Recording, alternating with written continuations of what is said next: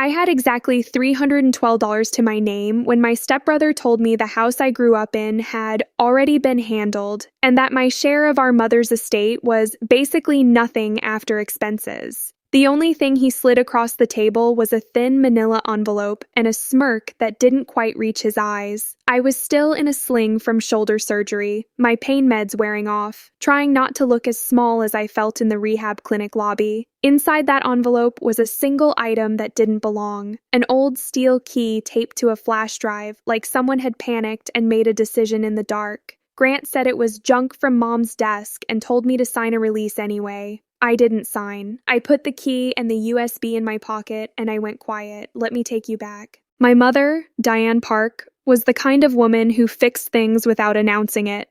She could patch drywall, stretch a dollar, and remember the exact way you liked your coffee, all in the same morning. She raised me alone for most of my childhood in a 2-story bungalow outside Madison, Wisconsin, with creaky pine floors and a porch swing that always leaned slightly left. Then she married Thomas Holloway when I was 17.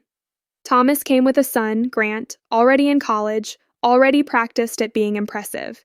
Grant shook hands like a politician and told people he was in real estate development, which sounded better than what it actually meant. Moving money, moving paper, moving liability somewhere else.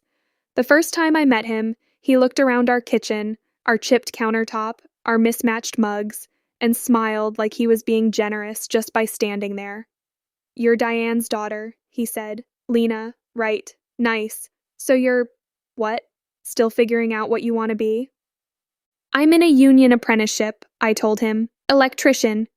His eyebrows lifted, polite surprise. "Wow, that's very hands-on." It wasn't a compliment, it was a label. From the outside, we looked like a blended family learning to get along. Inside, we were 2 separate countries sharing a border. My mother tried to smooth it, tried to make Grant and me feel like siblings. But Grant didn't do siblings, he did hierarchies. At dinner parties, he'd say things like, "Lena's great at fixing outlets," the way someone might say a dog was great at fetching. People laughed because they thought it was charm. I learned to chew slowly and not give him what he wanted, which was my reaction. The golden child and the scapegoat story writes itself if you let it.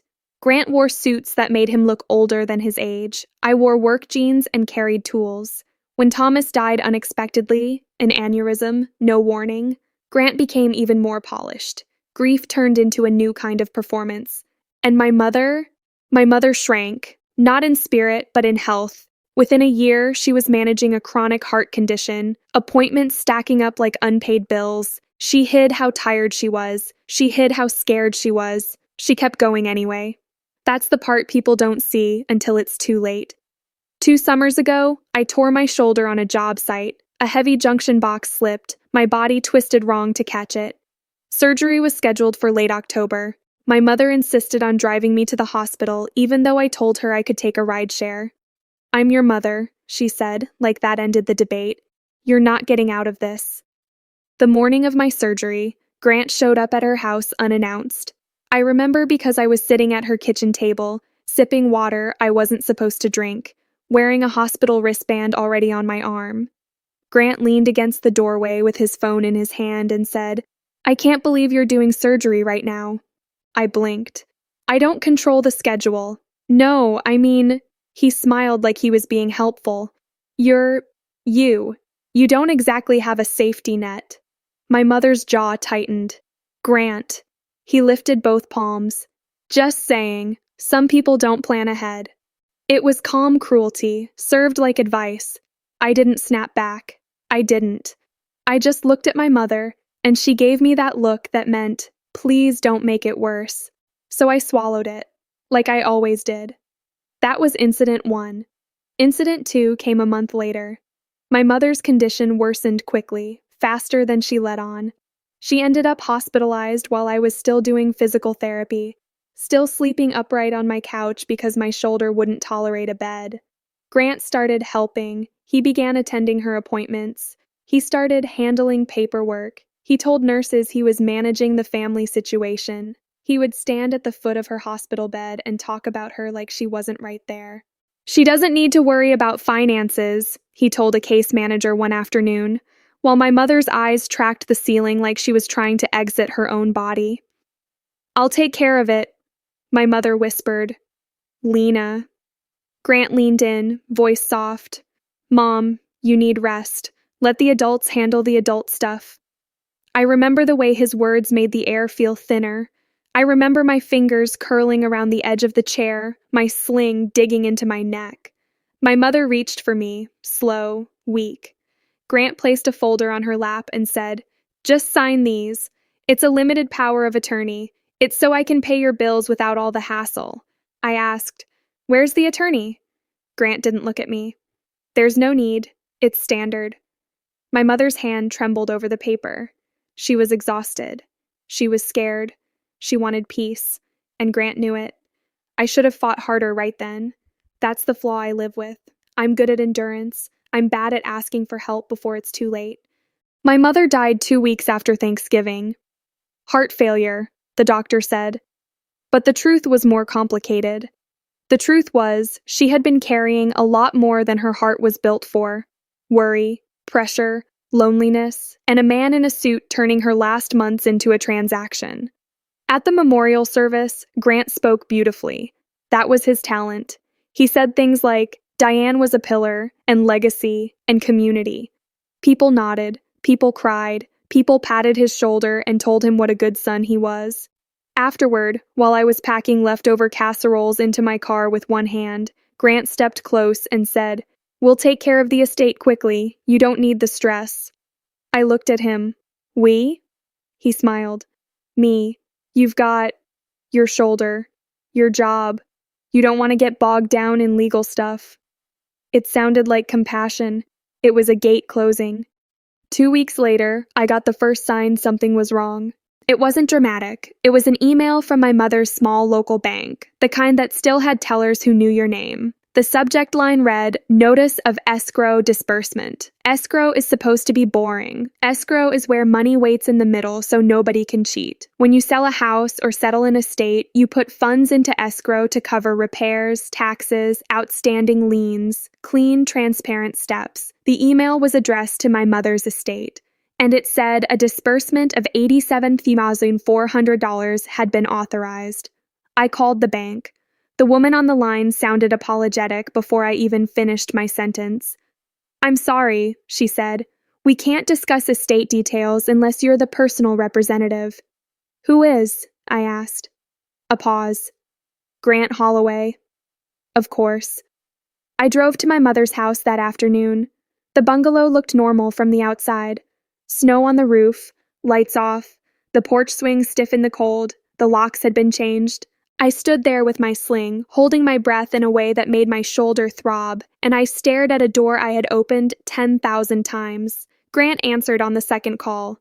"Hey," he said like I was interrupting his lunch. "What's up?" "I'm at Mom's house," I said. "The locks are changed."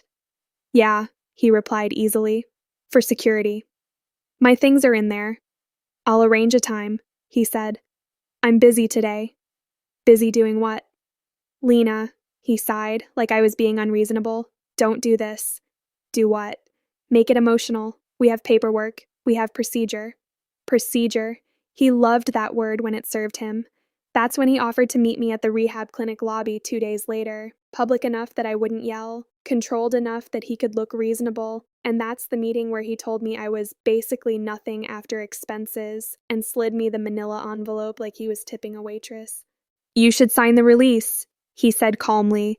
"It just acknowledges you got your share." "What share?" I asked. He tapped the envelope. "It's all in there."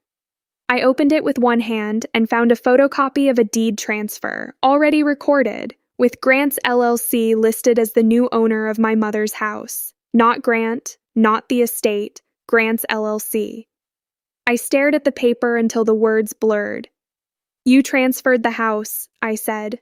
Grant's expression didn't change. "It was necessary to avoid probate delays." "That's not... It's legal," he said. "Everything's notarized." And then, like it was an afterthought, he said, "Also, I paid myself back for expenses.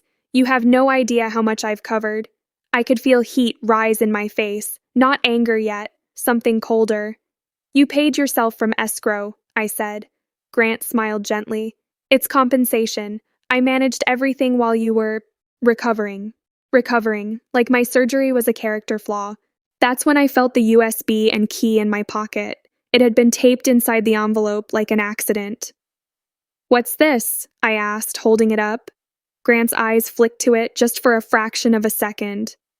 Nothing, he said too quickly. Trash. You can toss it. So I didn't. That night, I sat in my apartment with my arm aching and my mother's key on the table like a small piece of her still here. The USB was old, scuffed, cheap metal, no branding.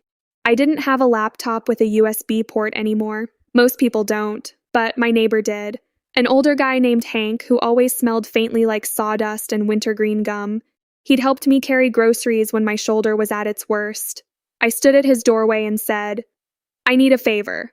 He looked at my sling, then at my face, and nodded once. Come in. When the USB opened, a folder appeared titled simply, Diane, Do Not Delete. Inside were scans of documents, photos, and audio files. I clicked the first audio file. My mother's voice filled the room, soft and tired, recorded late at night. If something happens to me, she said, I need this on record. Grant has been pushing me to sign things I don't fully understand. He says it's for my protection, but he doesn't let Lena see the papers. My throat tightened. Another file, a PDF labeled Trust Memo, Canary. Another, Note to Attorney, M. Serrano. I didn't know what a canary clause was. I didn't know why my mother would have used that word.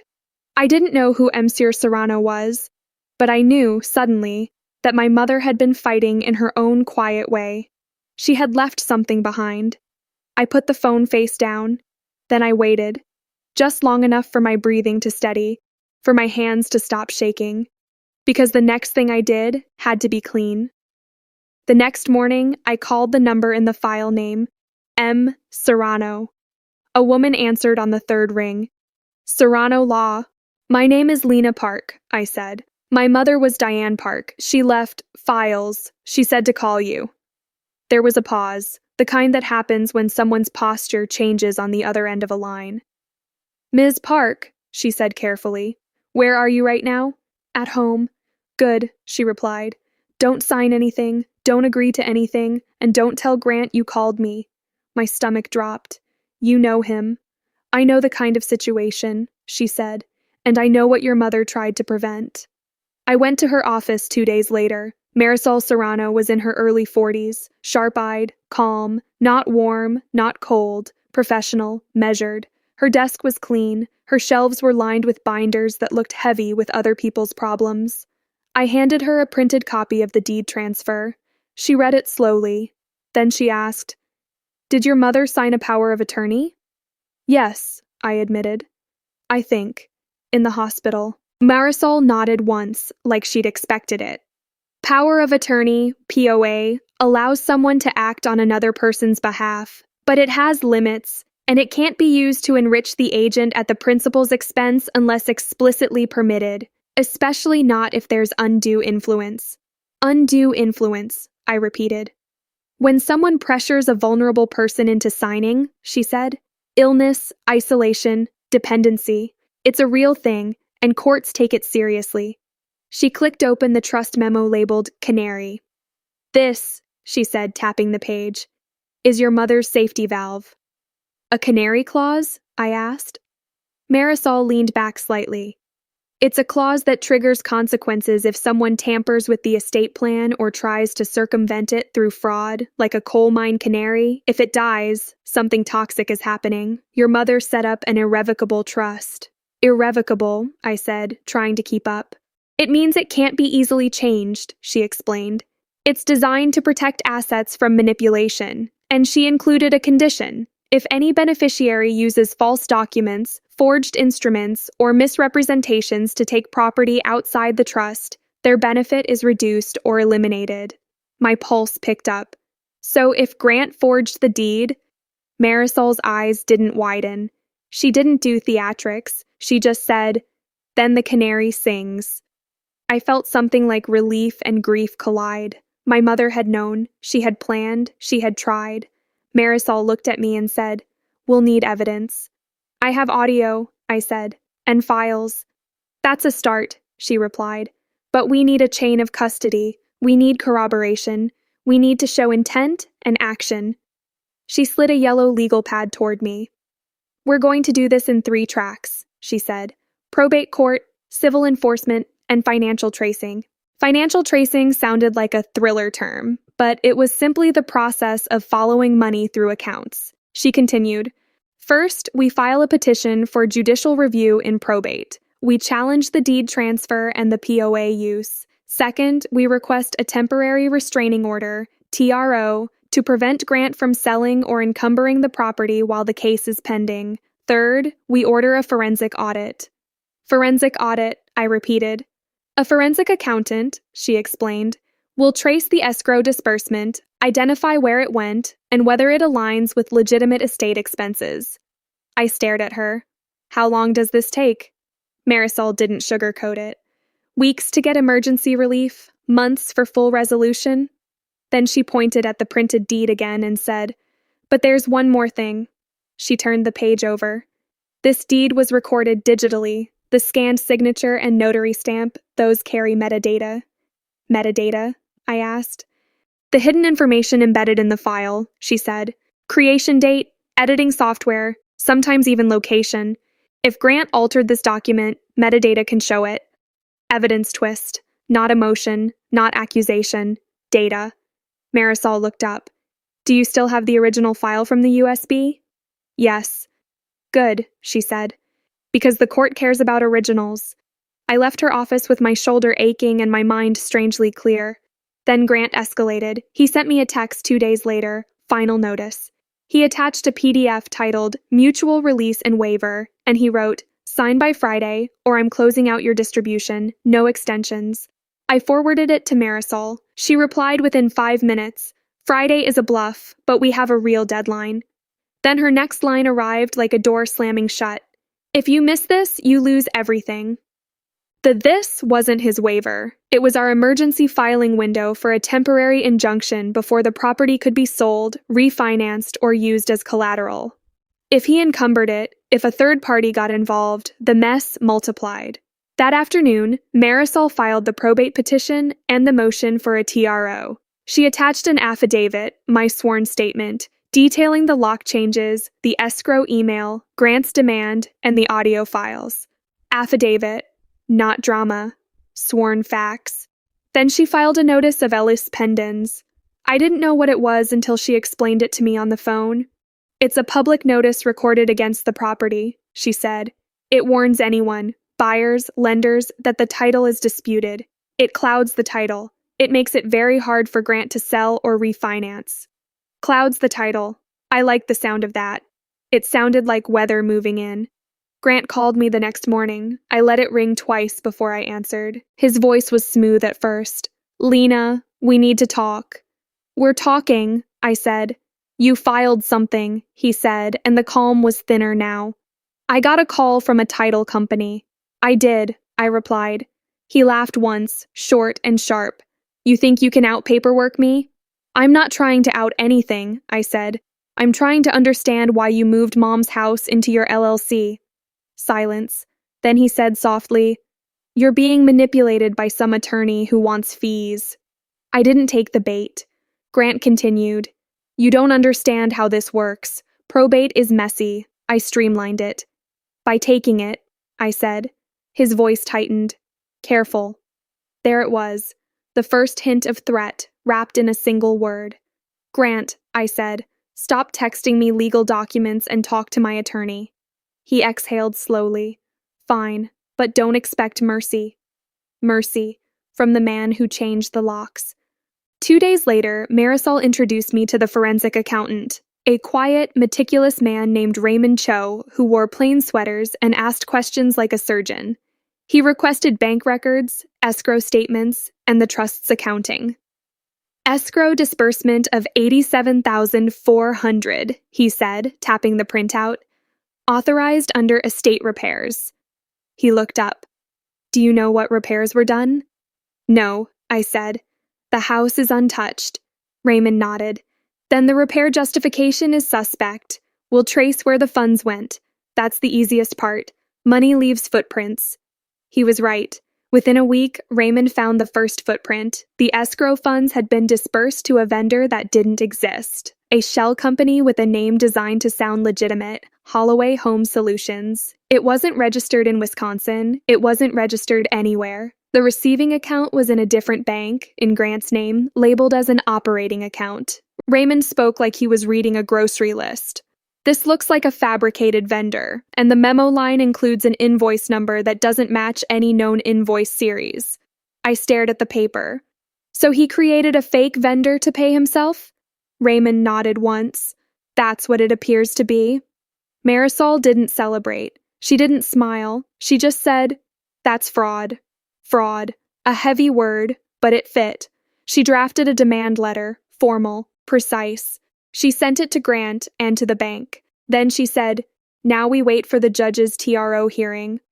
That would have been enough, but the USB had more. That night, I went through the folders again, slower this time, like I was moving through my mother's mind. That's when I found it, a folder labeled Second. Inside was a scanned file called Notary Log, December 3rd, and another, Video, Hallway Cam. I clicked the video. It was grainy, black and white, a hallway view from a camera mounted high near the ceiling. My mother's hallway. The camera angle looked down toward the front door and the small table where she kept mail. I didn't even know she had a camera. In the video, my mother sat on the couch, frail, wrapped in a blanket. Grant stood near her with a stack of papers. A woman in a winter coat held a stamp and a small notary book. Grant pointed at a page. My mother hesitated. Grant leaned in close, too close. Then he turned his head slightly, blocking the camera's view of the paper as my mother signed. The notary stamped. But as the woman wrote in her log, Grant reached down and flipped a page, fast. It was subtle. It was practiced, and in the next moment, my mother's hand signed again, on a different page than the one the notary had stamped. Page substitution. My stomach rolled. Marisol had explained to me that notarization is supposed to confirm identity and voluntary signature. Notaries keep a log, date, document type, signer ID. It's meant to prevent exactly this. I watched the video twice more, then paused on the moment Grant flipped the page. My mother's head turned, confused, like she sensed something wrong but couldn't name it. I leaned back, my throat tight. The second folder changed everything. Because now we didn't just have suspicious money and metadata. We had intent caught on camera. The next morning, I went to Marisol's office with the USB and a printed still frame from the video. She watched it without comment, her face unreadable. When it ended, she pressed pause and said, "This is powerful." Then she turned to me and said, "We need to secure the notary."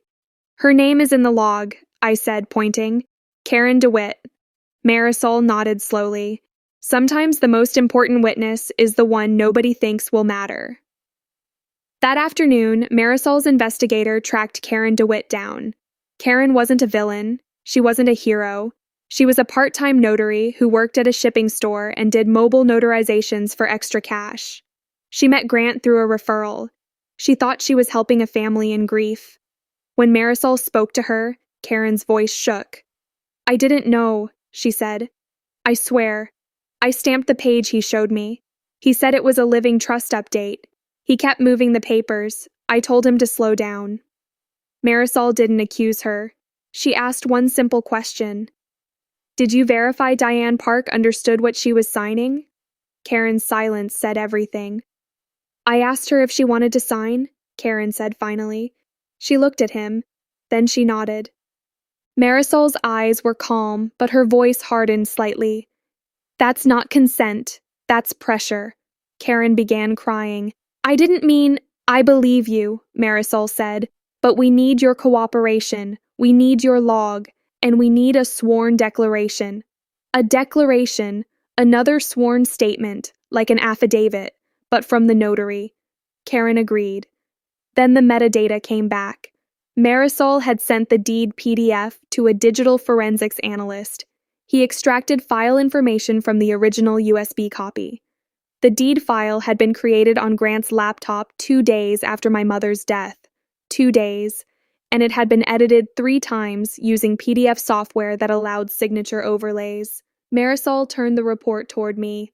"This," she said, tapping the creation timestamp, "undercuts his entire story. Because the deed wasn't a clean transfer signed in life. It was a post-death fabrication dressed up to look old." Grant still didn't know we had that. He thought it was just emotional noise, like he'd said. So he did what he always did when he felt cornered. He went public. Grant announced a fundraiser event for the Diane Park Community Trades Scholarship, hosted at my mother's bungalow. It was scheduled for the first Saturday in February. He posted it online with glossy graphics and language about honoring Diane's legacy and supporting working-class pathways, as if he'd ever respected the work I did. The event type was strategic, a memorial fundraiser, a community gathering, cameras, local news. He wanted social proof. He wanted donors to see him as the grieving son, the responsible steward. He also wanted an audience when I inevitably showed up. Marisol saw the post and stared at it for a long moment. "He's trying to launder his reputation," she said. "Can he host an event there if the title is disputed?" I asked. "He can try," she replied, "and we can stop him." The judge scheduled the TRO hearing for the Thursday before the fundraiser. Grant's attorney filed an opposition, claiming Grant acted under valid POA authority and that Lena Park was estranged, uninvolved, and motivated by resentment. Resentment, another label. Marisol didn't react. She just prepared. When the day came, I wore a plain blazer that didn't tug on my shoulder. I sat behind Marisol in the courthouse hallway, listening to the muffled shuffle of other lives being decided behind doors. Grant arrived 10 minutes late, of course, with a suit and a confident smile. He nodded at me like we were acquaintances. "Lena," he said warmly, loud enough for people to hear, "I'm glad you came. We should settle this like adults."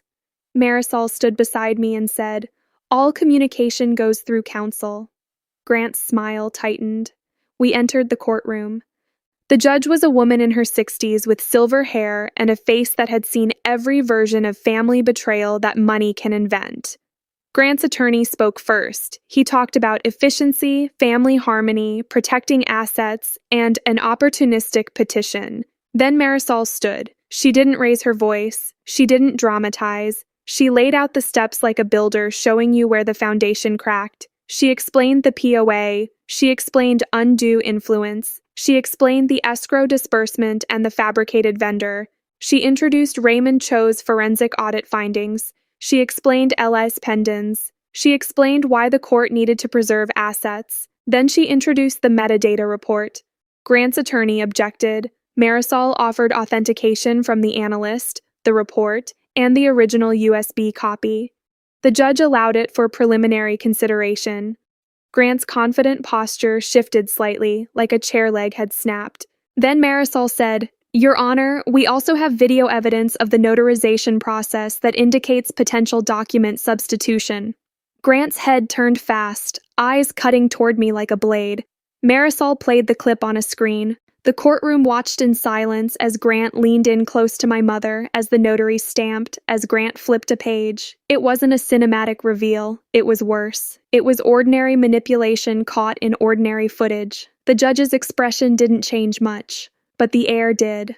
Grant's attorney stood up, flustered. "This is being taken out of context." Marisol held up the notary log and Karen DeWitt's sworn declaration. The judge looked down at the papers, then up at Grant. Grant opened his mouth like he was going to charm his way out. The judge lifted a hand. The courtroom went silent. "I have seen many family disputes," the judge said, voice measured. "But I do not tolerate alleged fraud disguised as stewardship." She looked at Marisol. "You are requesting a temporary restraining order preventing sale, transfer, or encumbrance of the property, and an order freezing relevant accounts pending further hearing." Marisol nodded. "Yes, Your Honor." The judge looked at Grant's counsel. "And you can respond at the evidentiary hearing. For now, the court's priority is preservation." Then she turned her gaze toward Grant. "Mr. Holloway," she said, "you will not host any event on that property. You will not represent yourself as owner. You will not withdraw or move funds tied to the estate. If you violate this order, you will be held in contempt." Grant's face drained, not dramatically, just steadily, like water leaving a basin. Marisol exhaled softly beside me, and then she said, quiet enough only I could hear, "This isn't revenge. This is justice."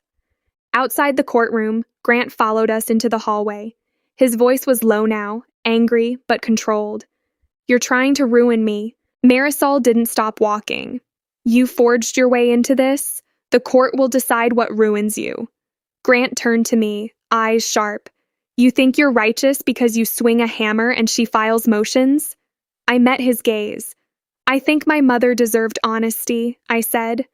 "And I think you counted on me being too tired to fight." His jaw flexed. He leaned closer. "You don't even know what you're doing. You're going to end up with nothing." "Maybe," I said calmly, "but you won't end up with what you stole." Grant's eyes flicked past me to the courthouse doors, where a small group of people stood. Local reporters, a couple of community members, and, to my surprise, Pastor Milligan from my mother's church, who had been quietly supportive since the funeral. Grant had wanted an audience at his fundraiser. He got a different kind. 2 days later, Saturday, the day of Grant's planned fundraiser, Marisol filed a notice to the scholarship donors Grant had contacted, stating that the property and any fundraising claims were subject to court order and pending probate proceedings, and that any donations should be directed to a neutral escrow account until ownership was resolved. Neutral escrow. The boring thing that prevents cheating. Grant's post disappeared within an hour. Then his entire page went private. He didn't call me. He called Marisol, repeatedly. He offered to settle. He offered to give Lena something. He offered to make it go away. Marisol's response was consistent. "Return the funds," she said. "Undo the deed transfer, provide full accounting, and submit to the trust terms."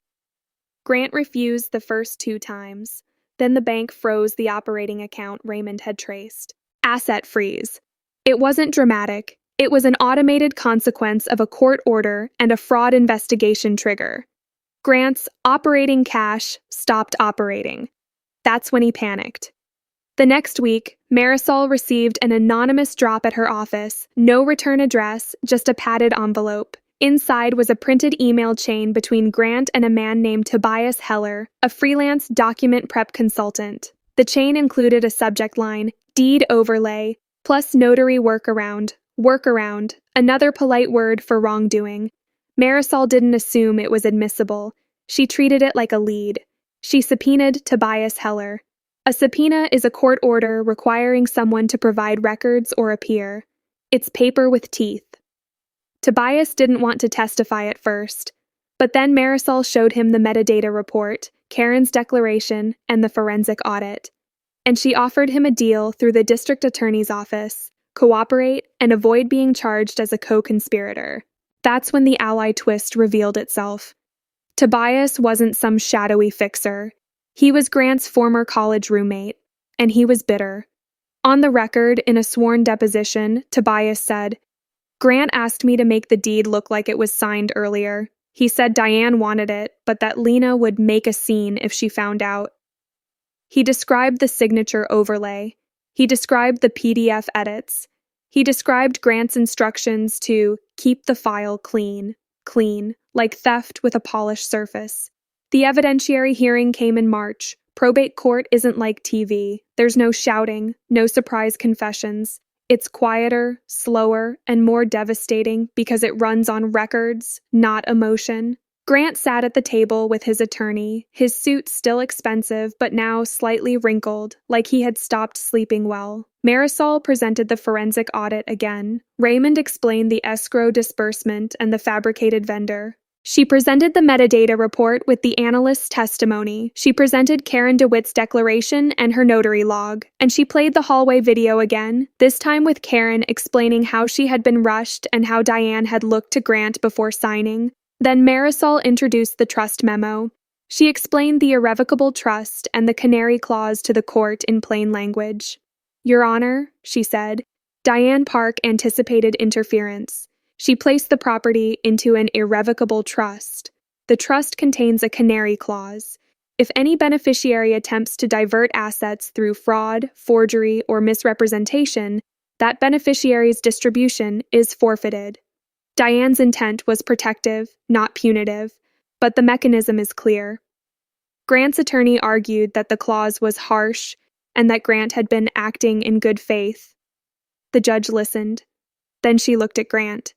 Mr. Holloway, she asked, did you create Holloway Home Solutions? Grant's throat moved. It was a business structure. Was it registered? The judge asked. Grant's attorney stood. Objection? Overruled, the judge said calmly. Grant stared forward. No. The judge nodded once. Then she asked, did you authorize the escrow disbursement to that entity? Grant's face tightened. Yes. Did you receive those funds? She asked. Grant didn't answer quickly enough. The silence was an answer. The judge's pen moved on paper. In April, the court issued its ruling. The deed transfer was voided. Grant was removed as personal representative for breach of fiduciary duty. Breach of fiduciary duty is what happens when someone who is supposed to act in your best interest acts in their own. It's not just unethical, it's actionable. The court enforced the trust's canary clause. Grant's distribution was reduced to a nominal amount, enough to prevent endless appeals about disinheritance, but stripped of any meaningful benefit. And the court referred the escrow fraud findings to the district attorney for potential prosecution. Grant wasn't marched out in handcuffs. That's not how most real consequences look. Real consequences look like losing access, losing authority, losing the ability to sell a lie without someone checking the paperwork. He also received a civil judgment requiring repayment of the $87,400, plus interest, plus legal fees. And because he had changed the locks and tried to bar me from the property, Marisol filed for a restraining order based on harassment and interference. The judge granted it. A restraining order isn't revenge, it's a boundary written by the court. It's the system saying, you don't get to keep reaching. Grant's biggest collapse, though, wasn't legal, it was social. Because once the ruling became public record, the donors he'd courted stepped back. The real estate contacts he'd leaned on stopped returning calls. The developer label cracked. He tried to spin it online, of course. He posted about family betrayal and being targeted. But without his usual sheen, it sounded like what it was. A man crying foul because the documents finally spoke louder than him. I moved back into my mother's bungalow in May, not because it was a prize, because it was home. The porch swing still leaned left. I fixed it. I repainted the trim. I replaced the outlets in the living room, one by one, with my shoulder finally strong enough to work overhead again. And I did the thing my mother had wanted but never had the energy to do alone. I started the Diane Park Trades Scholarship for women and veterans entering apprenticeships. Not with glamour, with structure. Marisol helped set up a small nonprofit, clean accounting, transparent reports. We used an escrow account for donations. We published quarterly statements. We made it boring on purpose, because boring is trustworthy. Grant tried to contact me once in late summer. He left a voicemail, voice tight. Lena, he said, I didn't think it would go like this. I listened once, then deleted it. Not out of cruelty, out of clarity. 1 year later, I had more than 312s, not because I got rich, because I stopped bleeding from a wound I didn't know I had. My shoulder was healed, my apprenticeship was finished. I was a journeyman electrician now, the title printed on a card I kept in my wallet like proof that I had built something real. The scholarship had funded 12 students, not hundreds. 12. People with names and rent payments and calloused hands. People who showed up. The bungalow was mine to maintain, not mine to flaunt. I planted my mother's favorite flowers along the front walkway. I kept her old recipe cards in the kitchen drawer. I let the house be what it was, imperfect, sturdy, honest. Grant, last I heard, moved out of state. He took a job that didn't come with a title worth bragging about. He paid back the judgment in installments, slowly, quietly, the way consequences usually work. And I learned something that took me longer than it should have. Boundaries are not bitterness. their self-worth with paperwork behind it. If you've ever had someone try to rewrite your life in their favor, through pressure, through procedure, through calm cruelty, what did you do with the anger you weren't allowed to show? And if this story hit something in you, something unresolved, subscribe. There are more stories like this, where justice isn't loud, it's documented, and where the win isn't humiliation, it's getting your life back.